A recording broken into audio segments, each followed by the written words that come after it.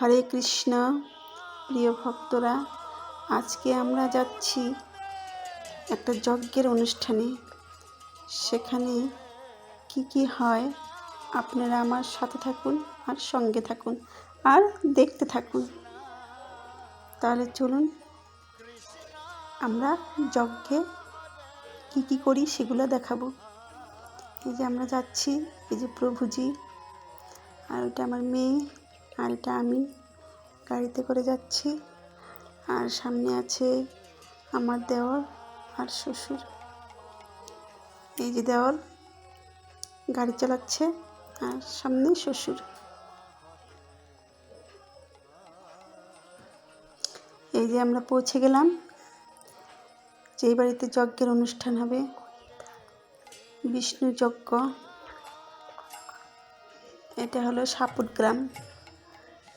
এই বাড়িতে এক প্রভুর বাড়িতে পবিত্র যজ্ঞ, যেখানে বিষ্ণু যজ্ঞ হচ্ছে, সেখানে আমরা আসলাম। এখানে অনেক জায়গা থেকে প্রভুরা আসছে, তারাই রেডি করতেছে, যজ্ঞের তৈরি করতেছে। ওই যে মাতাজিরা বসছে, আর বাড়ির প্রভু, যেই প্রভুর গৃহ এটা, সেই প্রভু বসছে, আর তার দুই মেয়ে স্ত্রী বসছে। এই যে অন্য প্রভুরা মন্দিরের ভিতরে মহানাম করছে, আর ওইদিকে যজ্ঞ হইতেছে। যতক্ষণ যজ্ঞ হবে ততক্ষণ মহানাম চালু থাকবে। কি সুন্দর যজ্ঞ হচ্ছে, তাই না?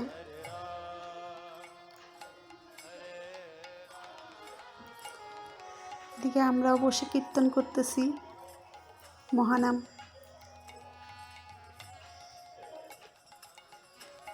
এই যে যজ্ঞে এখন আহুতি দেওয়া হবে, যজ্ঞ প্রায় শেষই।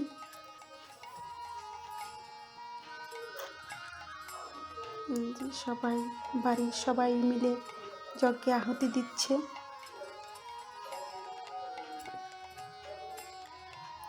তারপর সবাই যজ্ঞকে পরিক্রমা করছে, সবাই, মানে যারা যারা প্রোগ্রামে গিয়েছে, বাড়ির সকলে, সবাই। এখন যে প্রভুরা নৃত্য করছে,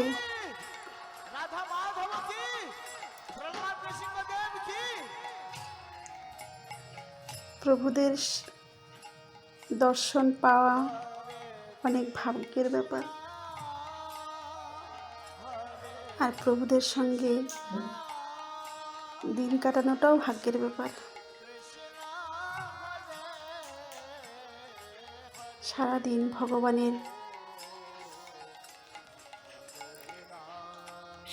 ভগবানের স্মরণে থাকা যায়।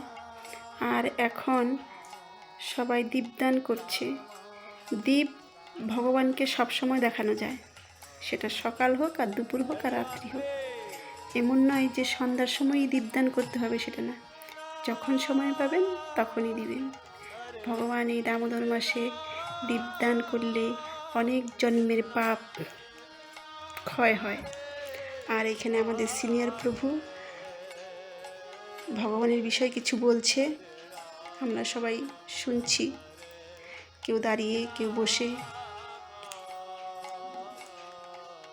এই যে এবারে যে মাতাজি, এই যে তার পাশে আমি দাঁড়িয়েছিলাম। এই যে সব মাতাজি, এরা সবাই আসছে।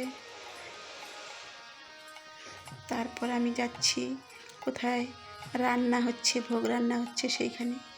এই যে এটা হলো আমাদের মাতাজি, এই সব জায়গায় যায়, খুব ভালো এই মাতাজি। এই যে এই মাতাজি আসছে, কোকড়াঝাড় থেকে আসছে, এরা রান্না করছে, ভোগ রান্না।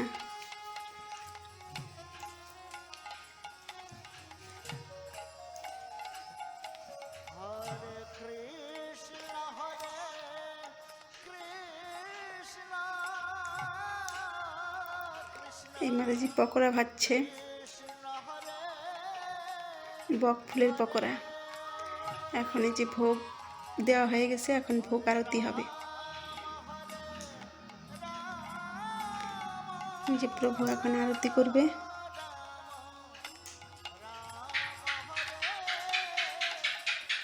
আরতির জন্য মাতাজি সব কিছু রেডি করে দিচ্ছে।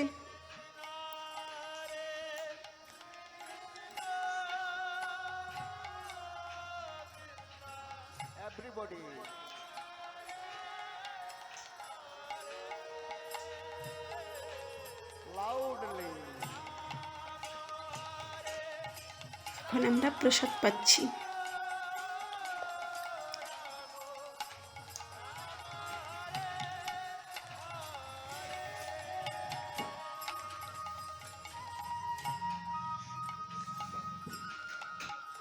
প্রভুরা প্রসাদ দিচ্ছে, কিন্তু আমার মেয়ের পাতে প্রসাদ দেওয়া, অন্ন দেওয়া ভুলে গেছে এক প্রভু। তারপর আমরা ডেকে বললাম তাড়াতাড়ি মাতাজির পাতে প্রসাদ পরে নি, অন্ন প্রসাদ। তারপর দিল।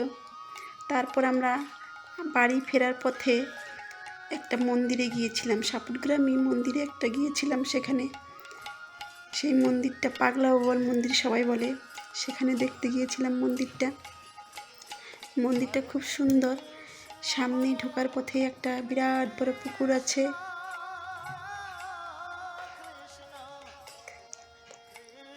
এই যে এখানে আমি দাঁড়িয়ে আছি, এই যেটা আমার শ্বশুর আর বাচ্চা, অনেক ছোট ছোট বাচ্চারা আছে। এটা একটা নামঘর, ওই উপরে দিনরাত 24 ঘন্টা নাম হয়ে থাকে। হরে কৃষ্ণ মহামন্ত্র সবসময় উচ্চারণ হয়েই থাকে সেখানে। আর এখন আমরা যাচ্ছি মন্দিরের দিকে। আমাদের আগেও অনেক প্রভুরা আছে, তারাও বাইরের থেকে আসছে। যাবার পথে এই মন্দিরে ঢুকে একটু দেখে গেল। ওই যে পাগলা বাবার মূর্তি, ওখানে অনেক প্রভুরা মাতাজিরা এখানে মহানাম করছে। এই যে আমরাও যাচ্ছি, প্রভুরাও যাচ্ছে আমাদের আগে আগে। এই যে আমরা সিঁড়ি দিয়ে উঠছি, উপরের দিকে যাচ্ছি।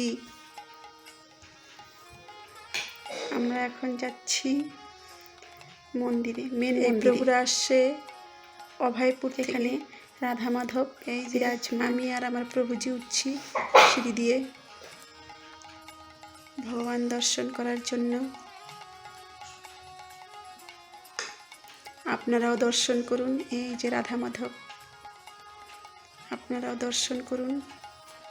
খুব সুন্দর রাধা মাধব মূর্তি এখানে আছে।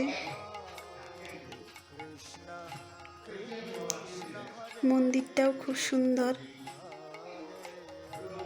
এই যে রাধা মাধব।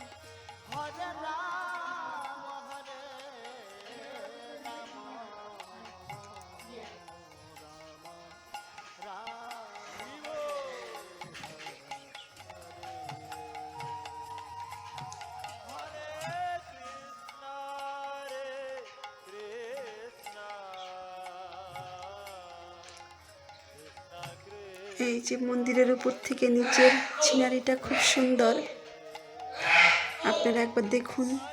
নিচের ভিউটা খুব সুন্দর। পার্ক আছে বাচ্চাদের জন্য, রেস্টুরেন্ট আছে। আপনারাও সবাই এখানে আসবেন, দেখবেন, ভগবানকে দর্শন করবেন। আর ভিডিওটি যদি ভালো লাগে সবাইকে শেয়ার করবেন, তাহলে সবাই আসতে পারবে এখানে। আর লাইক করবেন, কমেন্ট করবেন কেমন লাগলো মন্দিরটা, আর শেয়ারও করবেন। তাহলে আপনারা দেখতে থাকুন। হরে কৃষ্ণ।